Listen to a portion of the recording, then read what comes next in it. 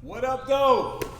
Hey, it's Vino checking in once again. Before I get started this week, I just want to let you all know your boy has a YouTube channel. It's my name, Alvin Brantley Jr. Man, if you're rocking with me, please subscribe, like, comment, and I would greatly appreciate it. Yo, last week, I spoke about upholding yourself, and I gave you all a situation to where I upheld myself, and some good actually came out of it. But I don't want to give people the good without the bad. You know, I want to keep it real. So I want to share a story with you all about when I didn't uphold myself. And this is one of the most memorable experiences of my life. I was at Glen Mill School, you know, for boys. I got sent there when I was 15 years old. And when I got there, I hated this school. I wanted to go home immediately. I couldn't wait till the day I got to leave. And I felt like everybody felt that way who was at that school. I mean, I would literally hear guys say, I got 289 days in a wake up. You know, they counting down. And I really couldn't get with the program. I stayed getting in trouble. I felt like, you know, everybody was against me. I felt like a lot of the staff were prejudiced. You know, this is just how I was feeling as a 15-year-old kid in an entirely new city, in an entirely new state, in an entirely new world, if you ask me. But after a while, I kind of got with the program, man, and I remember one day just talking to myself, and I said, man, Vino, you got over 1,000 hours in optometry. This is the vocation that you chose. Could you have found optometry in Flint, Michigan? Nah. I said, all right, Vino, you are the captain of cross country and the captain of distance track. And I was like, would you have found this love of this sport in Flint, Michigan? I'm like, man, nah, man. Like when I was in Flint, like I was smoking cigarettes, I was smoking blacks, I was smoking weed, and that really looked like a punk sport to me. These guys running around with little bitty shorts on, and I was just like, nah, if I'm not balling, playing basketball or football, like I'm not with it. And then I got my GED and I scored a 21 on the ACT exam. I didn't even know nothing about no ACT exam or SATs until I got to Glen Mills. And I really didn't try that hard on the test, mainly because it was off campus, it was off the grounds, and there were girls there. So I was more focused on girls because I was going to an all-boys school, so I kind of rushed through the test, but I ended up scoring like a 21. And then basically my counselor, he told me, he was like, look, Brantley, if you graduate from this school, you can go to any college that you want to go to for free, any college. What your Pell Grant and financial aid doesn't take care of, the school will take care of. All you have to do is stay here, past your commitment. When it's time to go, you just stay here and graduate. And like, I'm not no fool, man. It was nobody, at the time, it was nobody in my family that graduated college that I knew of. And there was nobody in my family that went to school for free on a full ride scholarship. So my whole attitude changed from I want to go home, I want to go home, I want to go home to, yo, I'm going to stay. I'm going to go ahead and graduate from up here. I remember getting this real thick book. It's called the College Readiness Book. And I just remember going through it, and it had all of these schools, and it was going over the admissions requirements and the criteria and you know what scores you needed to have and how much money it would cost. And like I came up with this plan, y'all. I was like, yo, I am going to go to school to be in this optometry thing because I really like this. I really like working in an optical lab, but I'm not going to stop at just being an optician. I'm not going to stop at just being an optometrist. I want to become an ophthalmologist, a doctor who specializes in the eye. And I was like, you know what? I'm going to make my mom proud. I remember when I was little, my mom used to ask me and my brother, what y'all want to be when y'all grow up? And my brother used to always be like, I want to be a doctor. And I'd be like, I want to be a doctor too. And he'd be like, man, you copying, man. Don't copy on me or whatever. But I ended up going to this school, and like I was like, yo, I'm going to go to school to be an ophthalmologist. I found all the criteria.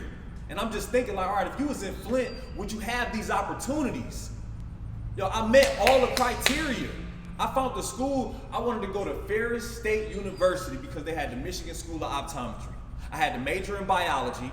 I knew I could get my bachelor's degree. All I got to do is go to school. I wasn't like cocky, like I'm super smart, but I knew that schoolwork is not a problem for me. And I was like, yo, I'm major in biology. Then after that, I'm gonna get accepted in the School of Optometry, and I'm gonna run track and cross country, and hopefully I'll be working in an optical lab, and that's just gonna be my plan. And I had 6 months left. 6 months left. But you know what? I used to walk around, and I can admit this to this day, and I'm something that I'm still working on. Like, I had an air of arrogance. I walked around with a lot of pride, like, you know what I'm saying? Like, big man on campus. And I didn't have to follow all of the rules. And I remember one specific day, man, this situation happened so quick. It was a guy who really didn't like me, and I really didn't care for him. And he was in trouble one day. I could tell he was in trouble by his position and where he was at. And I looked at him, and I might have said something like, psst. Like, because we knew what it was. I probably was like, psst. And I'm thinking in my mind, like, look at him. He's in trouble. He's not going home. He's going to miss his home pass. And my man jumped up and was like, what you want to do? So, like, instantly, in a split second, I jumped up, and my pride I just blacked out. And we tussled a little bit. It was no blows thrown. We tussled a little bit. Staff came out there, broke it up. But, like, I'm so angry. I'm so embarrassed because this is in front of the entire unit. And, like, I start running my mouth. I just start running my mouth like, it ain't over. It ain't over. Don't go to sleep. Like, I was just so angry. I couldn't control my anger, and I couldn't control my emotions. And they broke it up. And I went to my room, and he went to his room. But the very next day, when I woke up and I calmed down, you feel what I'm saying? I'm sitting in front of staff, and I'm like, hey, listen, I'm very sorry about what happened. I was out of character. I'm very sorry. Please don't send me home. Like, I really want to. I'll do whatever it takes. I'll go apologize to him. I'll apologize to the unit. Whatever it takes, I'll do that for y'all. And the staff looked me in my face, and they said, nah, we got to send you home. And by this time, I'm begging. I'm like, please don't send me home. Like, please don't send me home, because I start thinking about my opportunity. And I'm like, please don't send me home, man. I'll do anything. You can take me to another unit. I'll do anything. Like, let me talk to somebody. Let me talk to somebody higher up. And my man was just like, nah, we got to send you home. Yeah, you threatened him. And we got a bus ticket for you right here. And I was just devastated, man. I was devastated, but I held it all in. I held it all in, and I had to go home, man. And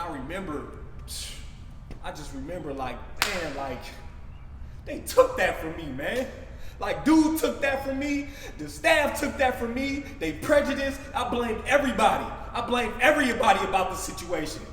And I'm like, man, I'm a failure. Like, I just blew it, man. And I remember wanting to go home so bad. When I changed my mind, like, no, I want to stay here. I have this opportunity. Like, I am going to break generational curses in my family. Like, I'm going to go to school for free. I'm going to become a doctor. I'm going to do this. I'm going to do that. And I just blew it, man. And I was just so angry. Man, I was so angry. And it took me like 15 years. It took me 15 years to just get over that. To just get over it. And be like, you know what? It wasn't their fault, man. They didn't take that from you. They didn't take that from you, Brantley. Guess what? You gave it to them. You gave it to them, man. Okay, maybe my man, he didn't like you. Yeah, and maybe the staff, they were prejudiced. But you gave it to him. You wasn't thinking about your opportunity. Your pride, your anger got in the way, and you just let this opportunity of a lifetime slip through your fingers, bruh. Like, what's wrong with you? And I'm like, oh my God, like, I did not want to look in the mirror and take ownership and blame myself and take a look at myself and take a look at my attitude and thinking all of it in hindsight. Man, I went back to Flint, man. I went back to my high school. I'm like, yo, I want to run. I seen the coach. I said, I want to run for you. Can I run? Now, I didn't tell him that, yo, I'm sweet. Like, yo, I'm all Del Val. I done been to Penn Relays. I done been to the Armory. Like, I'm a captain. Like, I'm fast. I ain't even telling my time. I was just like, yo, I want to run for you, man. And he was like, all right, you can run. We practicing right now. I'm like, okay. And guess where they was practicing at? They was running in the hallways. They was running in the hallways, man. And I'm just, all I could picture was Glen Mills School, the track, bro. The track was like, it was new, it was squishy. It was like when you walk on it, you squish in it. And we running in the hallways. I'm thinking about the field. I'm thinking about the stands and how beautiful it was. And I'm just like, I come back to Flint and it's dirt and gravel. I'm like, man, I ain't running for this, man. I was so upset. I'm like, I couldn't even get a job. Like, they were supposed to set me up and give me a job in the optical lab. I blew it, man. I left so quick and so immediately, and it's just like my whole life changed like that. And I was just so, man, I was so distraught, man. I was so, like, down, man, for years. And it took me so long to just take ownership. And, like, now that I'm older, I can see that, hey, you need to control your emotions. If you don't have control of your emotions, your enemies will use it against you. And you'll lose out on opportunities of a lifetime because you can't keep your mouth shut, because you can't uphold yourself. And now look at you. Your opportunity that was from the mills, like, you blew it, bruh. Why? And it wasn't nobody's fault but mine. It was my fault. So to this day, man, I'll be like, you know what? I need to uphold myself. I need to be able to swallow my pride, be quiet. Yes, no. Man, if I could go back in time, man, dude could have got up and slapped me in front of everybody. And I'd have been like, oh, get him. Somebody get him. You know why? Because I got a dream, and I'm not going to let you take this away from me. And I'm not going to give it to you. This is mine. I don't remember half the people up there. And I could have been on my way and worrying about, you know, how many rooms do you want in your house, man? What color car do you want? You know, instead of just worrying about, I don't have a car, I'm homeless, and I'm out here. You know, so I really learned from that situation, like, to uphold myself. And to this day, like, I get treated unfairly. Yeah, I get treated unfairly. People say and do things to me that normally in the past would really get under my skin and have me, you know, jumping off the cliff. But now it's like I can go look and be like, you know what, it's okay. All right, you're right. I'm a punk. Yeah, you're right. But you know what? I'm free. You know what? I'm not losing my job. I'm not losing no opportunities because you're trying to get under my skin. So if you didn't get anything from this, man, like, be in control of your emotions and be able to uphold yourself. Because being able to uphold yourself is power. And those who anger you, they control you if you let them. Thank you for listening.